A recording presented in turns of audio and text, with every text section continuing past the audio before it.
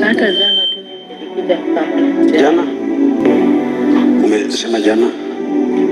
Jana tuliachana na yeye akijua mimi naenda nyumbani pastor. Akijua? Akijua mimi anaenda kwetu nyumbani. Akijua umeenda kwenu nyumbani? Yes pastor.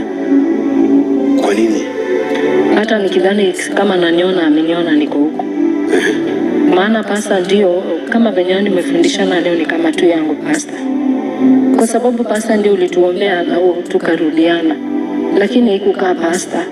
Nini ilifanyika? Shida ile number 1, yeye akipata pesa pastor vurugu inaanza kwa nyumba. Alafu tena hiyo kitu yenye najirudia ya watoto. Upande wa watoto wangu. Anasema kwamba nipatiana watoto waende wakae na baba yao. Babake? Yes, baba ya watoto wangu. Anasema watoto waende wakae na baba yao.